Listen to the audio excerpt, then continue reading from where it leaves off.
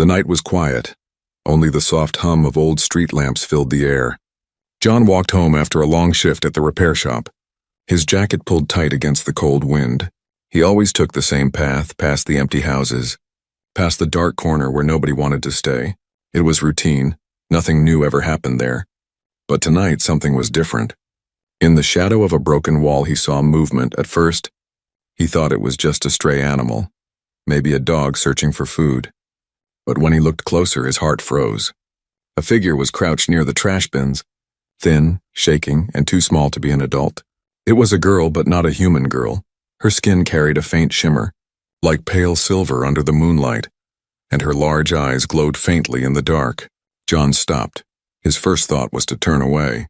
This was alien business, and humans had been warned many times not to get involved. Aliens had their own rules, their own wars, and their own problems. But something about the way she hugged her stomach made him stay. She was starving, her body trembling with weakness, and she could barely keep herself sitting upright. Her lips moved, but the words came out broken. Not quite human speech, more like a mix of sounds. John didn't understand them, but he didn't need to. Hunger was universal. Desperation was universal. He looked around. The street was empty. No one was there to watch him. No cameras, no neighbors. It was just him and her. Still, he hesitated. Every story he had ever heard said the same thing. Stay out of alien affairs. Kindness will only get you killed. But then she looked up at him. Her glowing eyes were wet, her face dirty. Her hands trembled as she whispered again. This time the sound was soft, weak, almost like a breath. Please. That one word was enough. John sighed. He walked closer and pulled the old sandwich from his bag. It wasn't much, just the dinner he had saved for himself. He crouched down slowly, careful not to scare her, and held it out.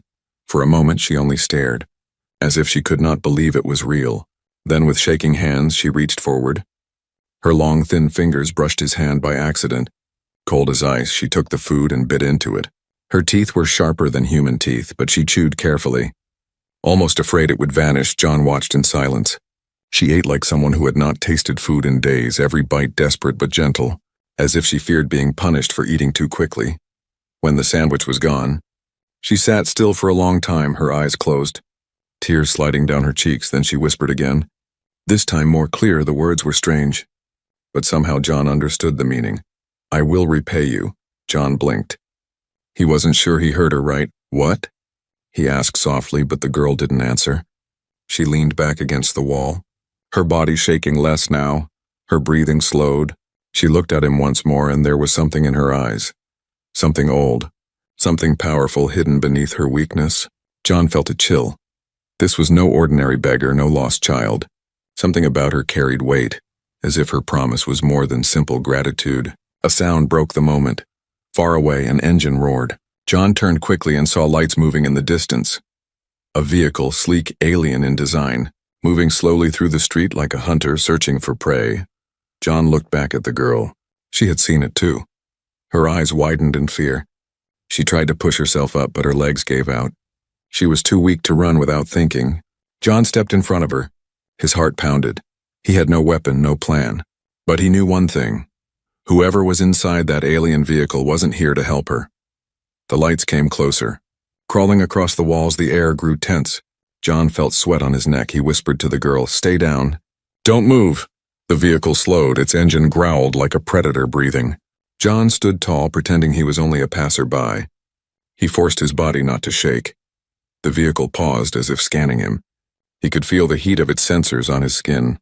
After a long moment, it moved on, rolling down the street and vanishing into the night.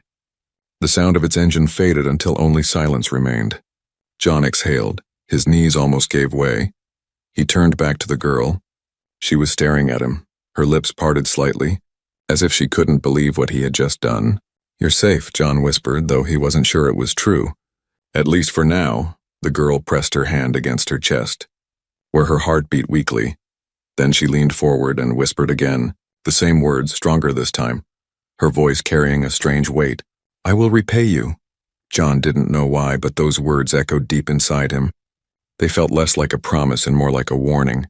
He looked at her and wondered what kind of alien he had just saved, and what repayment meant in her world. The night no longer felt quiet, it felt heavy, as if something greater had just begun, and John knew his life would never be the same. The next morning the street was empty. John stood at the same corner where he had seen the alien girl. The broken wall, the trash bins, all silent now. It was almost like she had never been there. He touched the spot where she had sat, still cold from the night, and felt a strange emptiness inside him. He had given food to strangers before, hungry workers. Children left behind, but none of them had ever left such a mark. Something about her glowing eyes and the way she whispered, "I will repay you," would not leave his mind. He carried those words with him all day. At the repair shop, his friend Mark noticed his silence. "You look haunted," Mark said, wiping grease from his hands. "Don't tell me you saw another alien patrol last night." John hesitated. He didn't want to talk about it. But the words slipped out. "I saw someone. Not a soldier, not a criminal, just a girl. She was starving." Mark laughed. "Aliens? Starving? Don't joke, they run empires. They own ships the size of cities. If she was starving, she wasn't anyone important." John shook his head. "She wasn't ordinary, Mark. There was something about her." "Then you better stay away," Mark warned, his tone sharp now. "You don't want alien trouble. Their problems are not our problems, and kindness to the wrong one can get you killed." But John couldn't forget her face. That night he returned to the same corner. He waited for hours, hoping she would appear again. But the shadows gave him nothing. The street stayed empty. For days he searched, asking quietly in the market if anyone had seen a thin alien girl with silver skin and glowing eyes. Most people shook their heads, some laughed, calling it a dream. One old merchant spat on the ground. "If you see such a one, run, boy. Run before the hunters find you too." John stopped asking. The more he searched, the clearer it became. No one cared. She was invisible to the world. Just another life thrown away, only he remembered. And it felt like a secret weight pressing on him. 1 week later, everything changed. It was a rainy night. The city streets were slick and shining. John was walking home when he noticed a strange hum in the air. Not the sound of human machines, but something deeper, sharper. He turned a corner and froze. 3 alien figures were standing near the wall, the same place where he had first seen her. They were tall, armored, their helmets glowing with blue lines.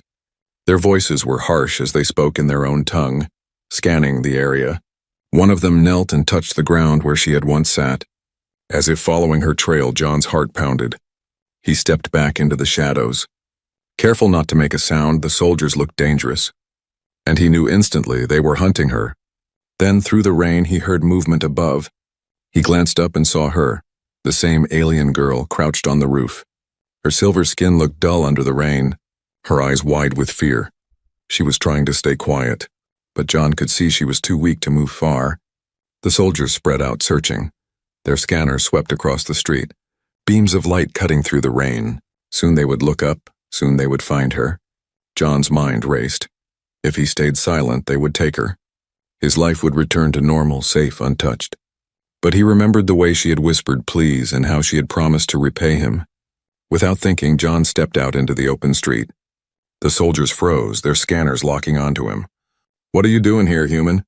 One barked, its translator buzzing. John forced himself to smile. "My shop," he said calmly, pointing behind him. "I was closing late. Thought I heard something in the trash." He shrugged like it was nothing, trying to sound careless. The soldiers scanned him with suspicion.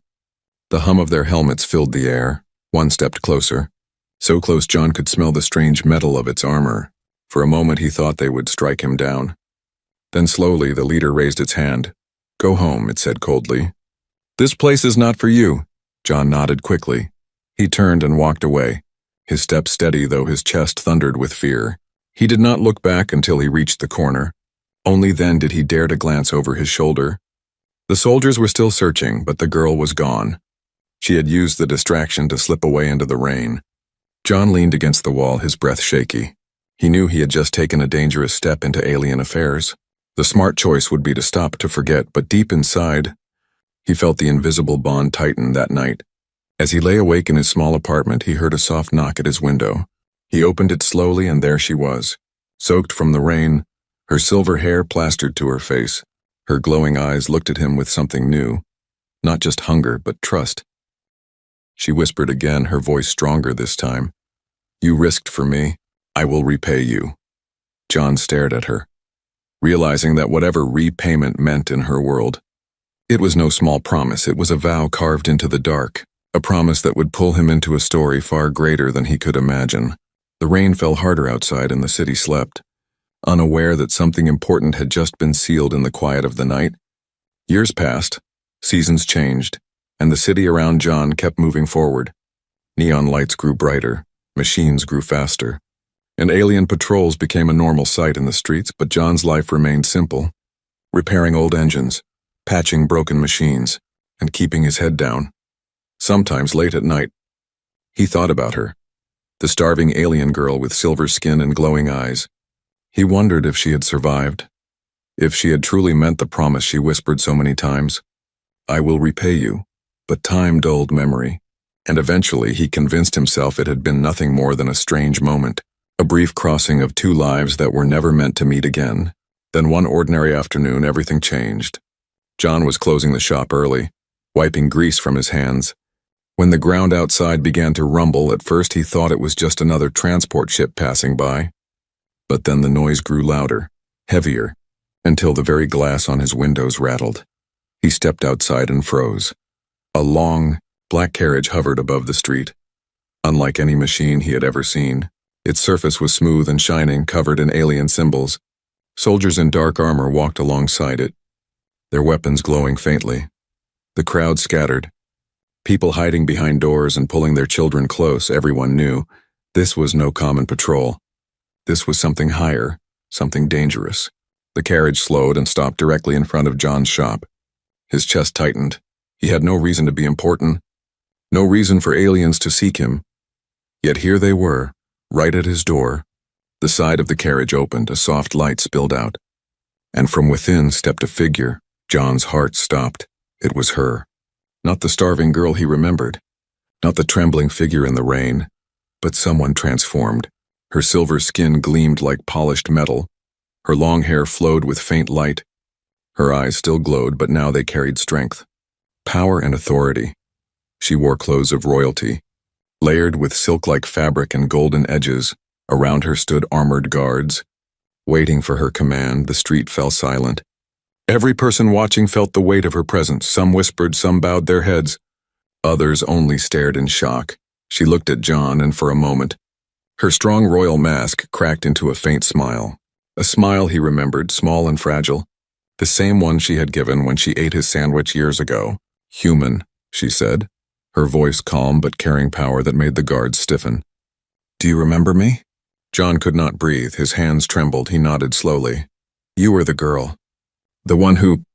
He stopped, the words caught in his throat. Yes, she whispered, her eyes soft for only a heartbeat before hardening again. You fed me when no one else would. You risked yourself when soldiers hunted me. That debt has not been forgotten.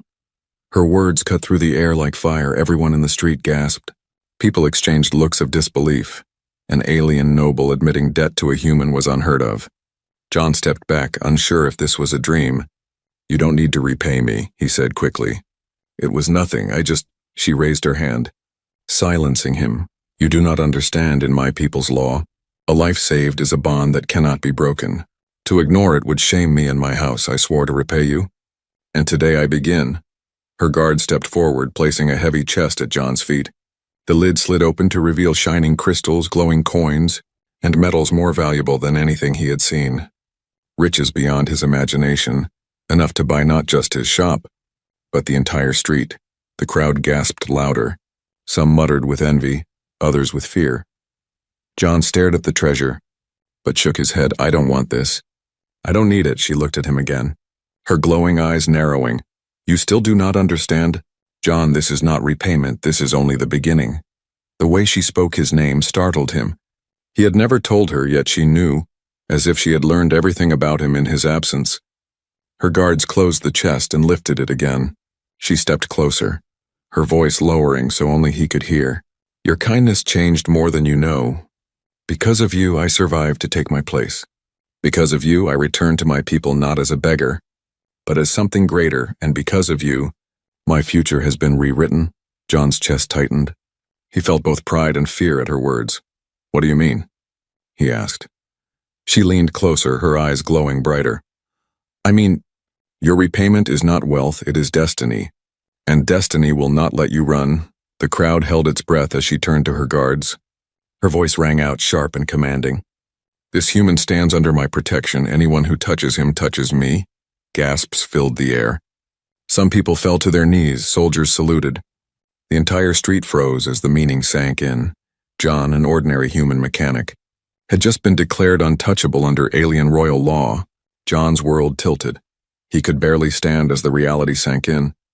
He had given a starving girl food years ago, and now she had returned as royalty, binding him to a debt that could shake worlds, and deep inside, he felt the weight of her promise more than ever. Not just a vow of gratitude, but something bigger, something dangerous. As the carriage doors closed and she stepped back inside, her final words echoed in his mind. Your life is no longer yours alone, John. Soon you will see what it means to be repaid. The carriage lifted. Leaving silence and trembling whispers behind, John stood alone in the street. His hands shaking, the world had changed. And he knew. This was only the beginning. John could not sleep that night. Every time he closed his eyes, he saw her face, not the starving girl he once saved, but the powerful woman who had returned in a royal carriage. Her glowing eyes, her commanding voice, her strange words, all of it pressed into his mind. Your repayment is destiny, she had said. Those words refused to leave him. The next day, rumors spread like fire. Neighbors whispered outside his shop. Some said he had sold his soul to the aliens. Others believed he had married into their royalty. Some even said he was a spy. John tried to ignore them, but the fear in their voices was real. No human wanted the attention of alien nobles. By evening, his door shook with a heavy knock. When John opened it, 2 alien guards stood tall, their armor glowing faintly in the dark. Behind them, she stepped forward. Come, she said simply. There was no question in her voice. Only command. John hesitated. Where? To learn the truth, she answered. You deserve to know the weight of your kindness. Before he could argue, the guards guided him outside. The carriage waited again. Glowing with strange symbols, he climbed inside, his heart pounding. The interior was nothing like he expected. Soft light floated in the air. The walls shifted like living fabric, and symbols glowed faintly as she sat across from him. Her posture graceful, her gaze unshakable. You saved me once, she began, her voice calm. But you never knew who I truly was. John leaned forward, his hands tight together. Then tell me now. She closed her eyes for a moment, then opened them slowly. My name is Solara, daughter of the high seat of the Astralis court. I was not just a beggar, I was in exile, hunted by my own blood. They wanted me dead before I could claim my birthright. John's chest tightened. He remembered the soldiers searching the street years ago, the fear in her glowing eyes. So they were hunting you. Your own people? She nodded. Yes, and without your kindness, I would have starved in the shadows. I would have been captured, executed quietly. My people would never have known the truth. Her gaze sharpened. But because you fed me, because you protected me, I lived, I fought. And I returned to claim my place. Now I stand as one of the rulers of the Astralis court. John stared at her, shock heavy in his chest. You're saying, my one act kept you alive long enough to become this? Yes, she said firmly. In my people's law, such a debt cannot fade. It binds me to you until the balance is complete. John tried to laugh, but his voice cracked. Then why bring me treasure? Why guards? Why all this? Her expression darkened. Because the debt I owe you is not simple. It is not gold, not crystals. It is life for life, destiny for destiny. I cannot repay you with wealth. I must repay you with my future. And that means you are now tied to my world. John's breath caught. Tied? How? Before she could answer, the carriage shook. A loud boom echoed outside. Solara stood instantly, her eyes blazing. The walls of the carriage shifted to show an outside view. Alien ships darted through the sky, chasing each other like predators. Energy blasts lit the night. John gripped the seat. What is happening? Solara's guards pulled out their weapons. Ready for battle? She placed a hand on the wall, and strange symbols glowed under her touch. War, she whispered. My cousins who once hunted me have not given up. They know I survived, they know I returned, and now they seek to destroy everything I have claimed. The carriage jerked as something exploded nearby. John fell forward, catching himself on the floor. His mind spun. He was just a mechanic, a nobody. Why was he here? Solara bent down, grabbing his arm, her eyes locked on his. This is why you cannot run, John, the moment you gave me food. You placed yourself inside a story that will not end until one of us does. Your kindness has weight, it changed me, and now it changes you. John tried to pull back, fear rising in his chest. I didn't ask for this. I didn't want. You didn't choose, she cut him off, her voice sharp. But fate chose you. And fate does not care for choice. The carriage roared forward, soldiers shouting in alien tongue. Lights flashed outside as ships clashed in the sky. Solara stood tall, her presence unshaken even as the world around them shook. Finally, the carriage broke free of the battle and soared higher into the clouds. The noise faded, leaving only the hum of engines. Solara turned back to John, her voice softer now. I will protect you. As you once protected me, that is my vow. But understand this, repayment is not safety, repayment is destiny. And destiny demands more than you think. John sat in silence. His chest tight, he wanted to deny it, to walk away, to return to his quiet shop, but deep down, he knew there was no escape. He had saved her once in the dark, and now the darkness had followed him into the stars. Solara looked at him one last time before the carriage descended into a hidden valley where towers of light pierced the sky. Welcome to my world, John, she said, her voice both promise and warning. From this moment forward, your kindness belongs to the galaxy. John's hands trembled as he stared at the alien city rising before him, glowing with impossible beauty. He knew then, the debt was no longer about food or survival. It was about secrets, bloodlines, and power that stretched across the stars. And he had just stepped inside a storm that would not let him go. The alien city glowed like a dream and a nightmare at the same time. Towers of silver and glass pierced the sky. Bridges of light connected them, and flying ships drifted silently above. John had never seen such beauty. Yet he could feel the weight of danger in every corner. Solara's carriage moved through the city without stopping. Soldiers bowed as it passed, citizens lowered their heads. John watched in disbelief. She was not just important, she was powerful. He kept wondering how the same starving girl who once sat by a broken wall could now command an entire empire. Inside the carriage, Solara sat across from him, her eyes calm but sharp. She studied him as if she was searching for something hidden. Do you fear me, John? She asked suddenly. He hesitated, then nodded. Yes, I do. Her lips curved into the faintest smile. Good. Fear is honest, better than false respect. John frowned. Why bring me here? I'm no soldier, no ruler, I'm just a mechanic. I don't belong in this world of yours. Solara leaned closer, her glowing eyes steady. Because repayment is not about what you are. It is about what you can become. The kindness you gave me created a bond. That bond cannot be broken even if you wish it. And now war approaches? I will not face it without you. John's stomach turned. War? You mean those ships last night? Yes, she answered, her voice cold. My rivals, my own blood, they want my throne, they want me erased. But I survived because of you, and now they fear you too. Though they do not even know why. John stared at her, confused. Why would they fear me? Because I declared it, Solara said, her tone fierce. I told them this human is under my protection. That means you are tied to my house. To my life to kill me, they must kill you, and they know if they harm you. I will burn worlds to ashes. That makes you dangerous. Even without lifting a weapon, John shook his head. I never asked for this, Solara's voice softened. And I never asked for your sandwich that night, but you gave it. And in that moment, you changed everything. The carriage stopped before a vast hall. Soldiers lined the steps. Banners of glowing light swayed in the air. Solara rose, her presence regal. Come, John. Today you will see what friendship means in my world, and what war demands. John followed reluctantly. His boots echoed on the crystal floor of the hall. Inside, alien nobles sat in circles, their eyes glowing with suspicion. Their whispers filled the room as Solara entered with John beside her. Why bring him here? One noble hissed. A human?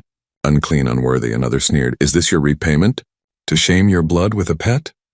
Solara's gaze turned sharp as a blade. She raised her hand and silence crushed the hall. Her voice rang out clear. This human is no pet. He is the reason I live. Without him, I would not stand before you. Without him, I would not rule. His kindness binds me, and through me binds all of you. The nobles shifted uneasily. Some glared at John, others looked away. One stood tall and proud, his armor shining. You insult us, Solara. A human cannot stand among us. This is weakness. And weakness destroys empires. Solara's guards moved instantly, but she raised her hand to stop them. She looked at the noble coldly. Weakness? Then test him. If he is nothing, he will fall. If he is meant to stand, then fate will decide. The noble sneered and gestured toward John. Let him prove himself in the circle. John's heart dropped. Circle? What circle? Solara's eyes met his. Calm but firm. It is a trial. They will test you. But I will stand with you, trust me, John. As I once trusted you. The hall floor shifted, symbols glowing beneath their feet. A circle of light formed, wide and endless. Weapons appeared along the edge. Blades, staffs, strange alien tools. The nobles leaned forward, eager for blood. John's hand shook. Solara, I can't fight these people. I fix machines. I'm no warrior. She stepped beside him, placing a glowing blade in his hand. Her voice was steady. You don't need to be a warrior. You only need to stand, that is enough. The noble entered the circle, his weapon gleaming. His eyes burned with hate. Let the human prove his worth or die as proof of her foolishness. John's chest pounded. He had never held a weapon before. His palms sweated, but as the noble advanced, he remembered that night the starving girl, the whispered please, and the promise of I will repay you. He tightened his grip, fear and determination mixing inside him. The circle glowed brighter. The trial had begun, and for the first time, John realized this debt of kindness was not just about friendship or repayment. It was about survival in a galaxy that wanted him crushed. The circle of light pulsed under John's feet. His heart hammered as the alien noble circled him. Blade raised, eyes glowing with cold fury. Around them, nobles whispered, waiting for the human to fail. Waiting for Solara's shame, John held the weapon Solara had given him. Its weight felt wrong in his hands, heavier than any tool he had ever worked with. He knew he could not win a fight against a trained warrior, but he also knew he could not back down, not with Solara standing behind him, her eyes steady and unshaken. The noble lunged, his blade flashing. John stumbled back, barely raising his weapon in time. Sparks flew as metal clashed. The impact shook his arms. Pain jolting through his hands, he gritted his teeth and held on. Refusing to fall, the nobles laughed. See how weak he is, one muttered. He will die in a breath, but John did not fall. He staggered, caught his balance, and faced the noble again. His chest burned with fear, but something else rose inside him too. A stubborn fire. The same fire that made him offer food to a starving girl years ago. The noble struck again, harder. John twisted aside, the blade grazing his arm. Pain cutting through him, he hissed but kept moving. His body was clumsy, but his mind sharpened. Every repair he had ever done, every machine he had ever fixed, had taught him one lesson. Survive by thinking, not by brute force. He noticed the noble's rhythm. Fast, then pause, then strike again and again. Like a machine with gears. Predictable if you looked close enough. The next time the noble lunged, John dropped low instead of blocking. His blade scraped across the noble's armor, not deep, but enough to spark gasps from the watching crowd. Solara's lips curved faintly, pride flashing in her glowing eyes. The noble growled, striking with rage now. His swings became wild. He wanted to end it quickly, but John's stubborn defense slowed him down. Blow after blow, John barely survived. Sweat dripping, arms aching, but he refused to fall. Finally, the noble raised his blade for a killing strike. The crowd leaned forward, breathless. John's body screamed in fear. But at that moment he heard Solara's voice, soft but clear, cutting through the noise. Stand, John, stand as you once did for me. The memory returned, him standing before the alien hunters years ago, shielding her with nothing but courage. No weapon, no strength, just refusal to move. John raised his blade and caught the strike, the impact blasting through his bones. But he held. He stood, his feet planted like stone, his eyes locked on the noble. Refusing to yield, the hall went silent. The noble snarled. But he could not push John down. The human stood, trembling but unbroken at last. Solara stepped forward, raising her hand. Enough, she commanded, her voice cracked like thunder. The circle dimmed, the noble stumbled back, his chest heaving, his eyes burned with fury, but he lowered his weapon. Solara's gaze swept across the hall. You see, she said, her voice sharp. He does not need to kill. He does not need to conquer. He only needs to stand. And he has stood against one of you, that is enough. The hall filled with whispers. Some nobles glared, others looked away, but none could deny what they had seen. The human had not fallen. and in their law, that was proof of strength. John dropped the weapon, his hands shaking. His body ached with exhaustion. Solara came to him, her hand brushing his shoulder. Her touch was warm, steady. "You did well," she said softly. "Only for him. You proved not just to them, but to yourself." John looked at her, his voice weak. "I didn't win. I just survived." Solara's eyes softened. "Sometimes, survival is the greatest victory." That night, in the quiet of her private chamber, Solara spoke again. But this time her voice carried no royal tone, only honesty. "John, do you know why repayment means so much to me?" He shook his head, still tired. She looked away, her silver hair glowing faintly in the soft light. "Because when you gave me food, you didn't just save my life. You gave me dignity. In that moment, I was not a hunted exile, not a beggar. I was seen, I was cared for. That is something I can never forget." John's chest tightened. He had never thought his small act meant so much, but hearing her words, he realized it had been more than kindness. It had been hope. Solara's eyes glistened as she whispered, "My people believe a life debt is sacred. But what I owe you is not just law, it is heart. You carried me when I was nothing, and now I cannot imagine a future where you are not beside me." Her words struck him harder than the noble's blade. He didn't know what to say. He only felt the truth of it, a bond deeper than culture, deeper than species outside. The city lights glowed, but inside the chamber, the silence was warm, filled with unspoken meaning. For the first time, John realized repayment was no longer about survival or war. It was about her, about trust, about something he had never expected to find in the cold stars. And in Solara's glowing eyes he saw it too, the debt of the heart. The night sky above the alien city burned with fire. Enemy ships filled the heavens, their weapons blazing. Towers shook as explosions ripped through the air. The war Solara had warned of had finally arrived. John stood at the balcony of her great hall.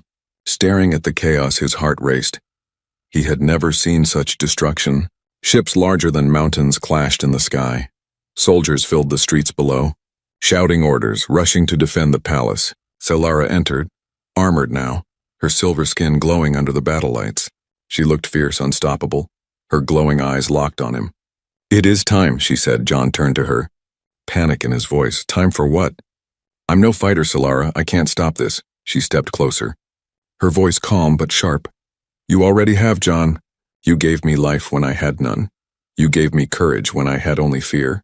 Tonight I repay you fully. Tonight your kindness becomes power." Before he could answer, the palace shook. A blast tore through the outer wall. Soldiers screamed as enemy troops stormed inside. The rival nobles had sent their best warriors, armored giants with glowing blades. Solara raised her weapon, her voice a roar. "With me!" Her guards surged forward, the hall erupting into battle. John grabbed a fallen staff, his hands shaking. He knew he could not fight like them, but he refused to hide. He had stood once before in the shadows of a street, and he would stand again now. The enemy soldiers pushed forward, one raising his blade toward Solara. John stepped in front without thinking.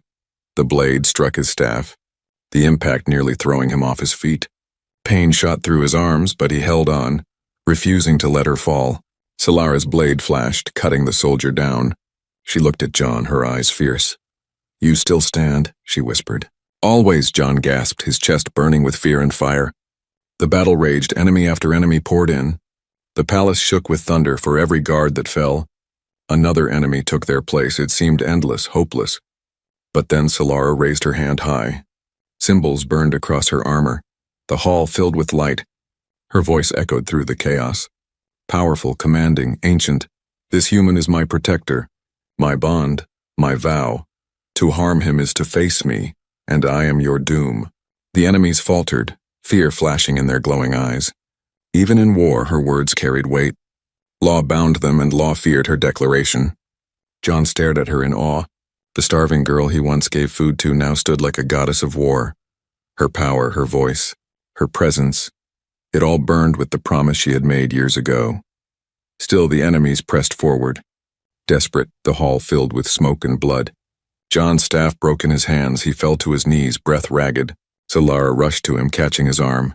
"You cannot fall," she whispered, her voice trembling for the first time. "Not you. Not the one who gave me life." John looked at her, his strength fading. I don't want treasure. Solara, I don't want thrones. All I ever wanted was for you to live. Her eyes filled with tears. Glowing like fire, she pressed her forehead to his, whispering words he barely understood. Words of her people, words of binding. The hall erupted with light blinding. The enemy soldiers screamed, their weapons dropping. The power of her vow surged like a storm, her declaration carved into the very air. A bond of life. Unbreakable, unstoppable, the enemies fled, their ships pulling back into the sky. The war was not over, but the palace was saved, the city stood, and Solara's claim remained unbroken.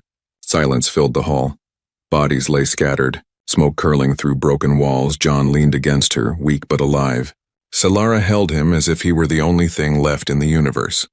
You gave me life in the dark, she whispered, her voice soft, trembling, and I have given you mine in return. The debt is complete, John, but my heart is yours beyond debt. John looked at her, exhaustion heavy in his eyes. Then don't call it repayment anymore, he whispered.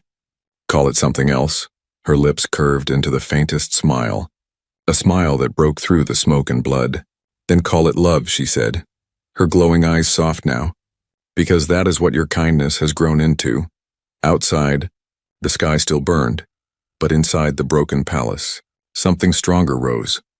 A bond forged not by power, not by law, but by the simple act of kindness shared between a starving girl and a human who refused to turn away. And in that bond, a galaxy trembling in war found a spark of hope.